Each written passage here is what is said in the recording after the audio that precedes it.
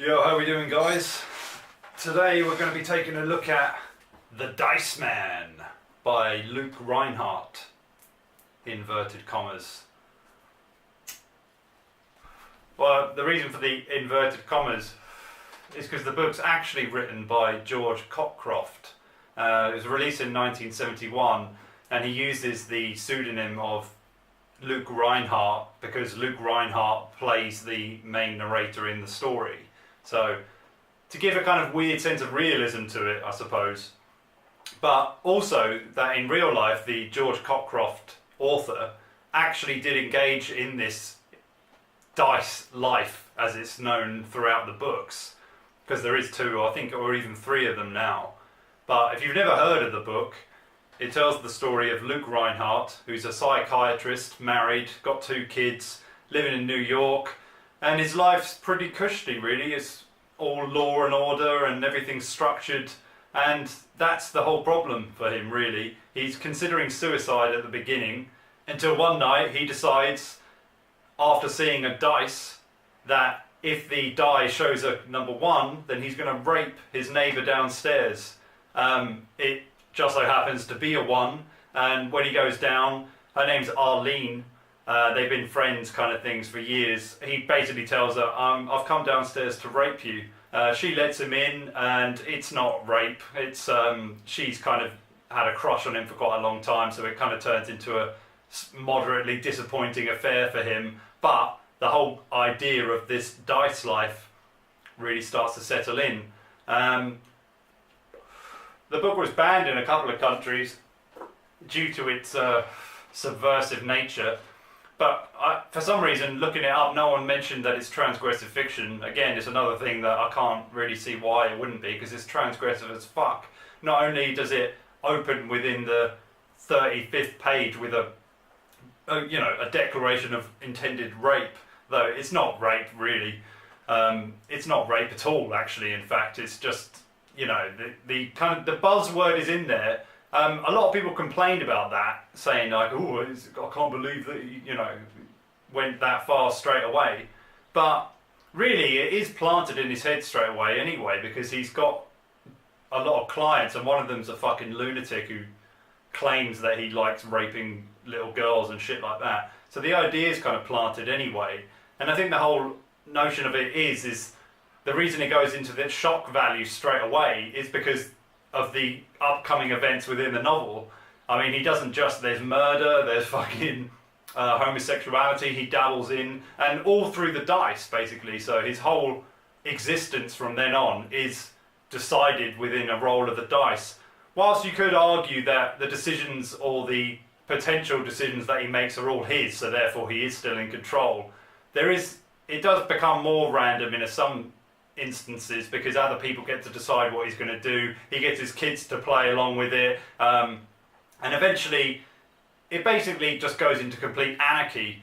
A lot of people compared it to Fight Club, or that Fight Club took a lot of influence from it, and I can definitely see that because of the whole element, because he starts it off as a kind of experiment just for himself, and then it eventually starts to grow, and then there's a whole cult around it, really. But the most interesting part of it to me, beyond the concept of it, was actually the whole idea of the self. And Luke Rhinehart's kind of mission during the whole thing is to kind of pound the self into nothingness in a way, and make it, because life is just all chance. And because of the structures that we build within our minds, we actually end up kind of suppressing our own potential in a lot of ways.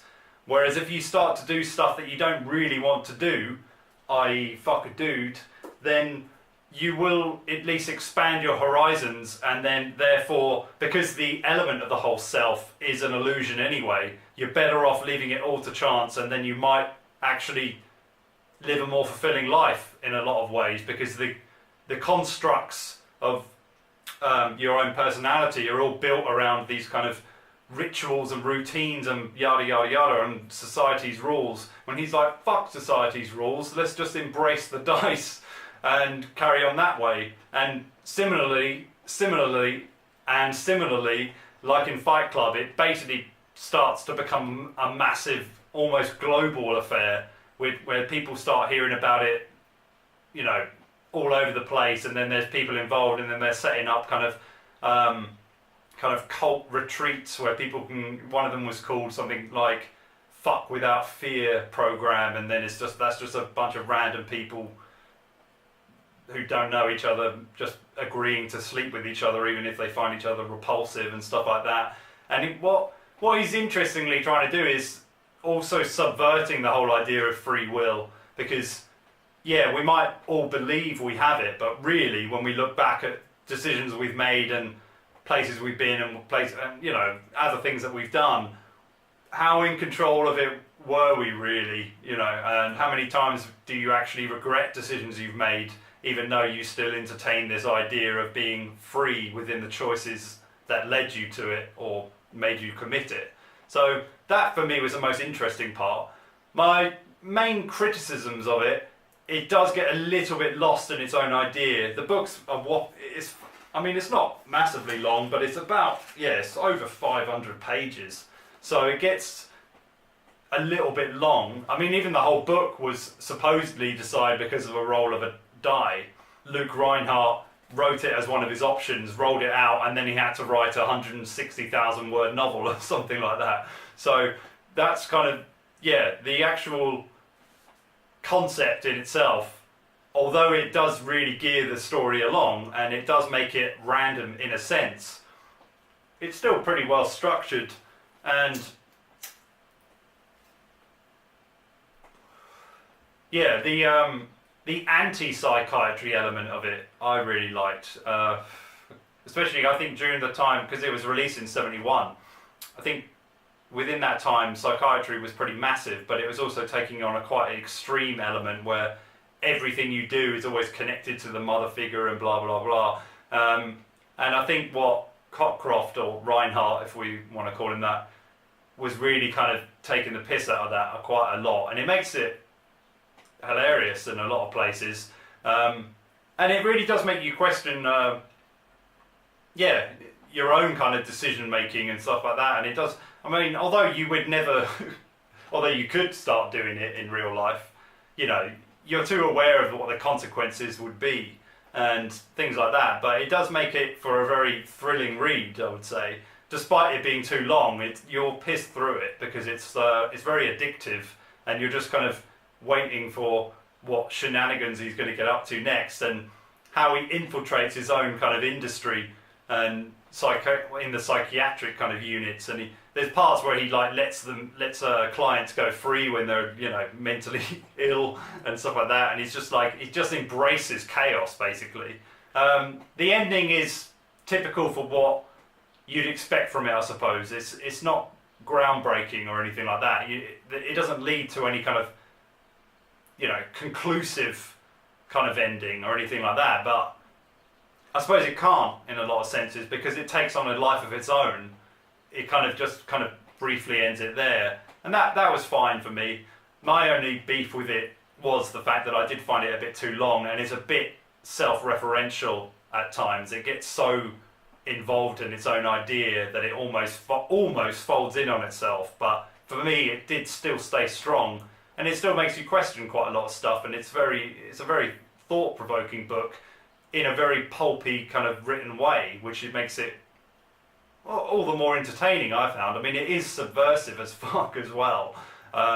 He just embraces all. What I find interesting as well is like when you give yourself that kind of freedom, as it were, what it seems to be, or what we always seem to go for, is chaos. Or when you give yourself ultimate power, you usually just end up committing the worst of sins imaginable. And I think that's quite an interesting thing to look at, or think about at least, that when you're given omnipotence, essentially, you just become a tyrant, and you become so power driven that you kind of think you can do anything you fucking want.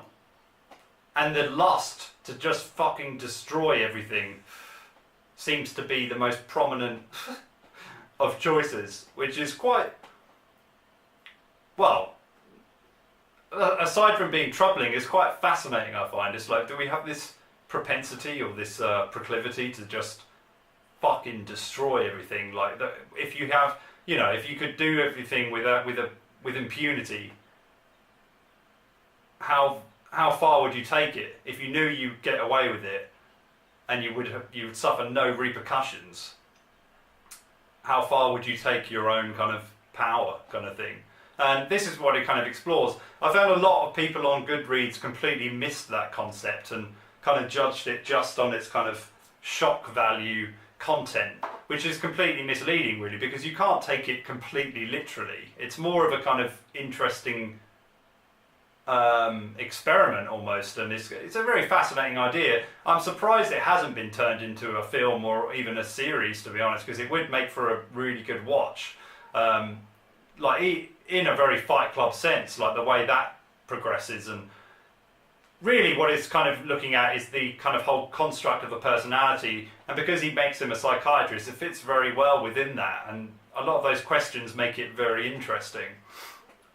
And yeah, that's about it really. I do recommend it if you're looking for a kind of thriller minute read where you can't quite guess what's going to happen. What I also liked as well, just lastly, is although it's told in the first person, it's actually kind of mixes it up a lot because it's an autobiography, a fictional autobiography, that he goes in and out of being Rhinehart through the first person to Rhinehart, a character in the story, because he's playing Rhinehart, the psychiatrist in that moment, or then he's playing Rhinehart, the murderer in the next part. So he kind of flips in between, and you kind of always left, you're kind of bouncing in between with him, along with his kind of mental adventures, and it just makes it really fun to read.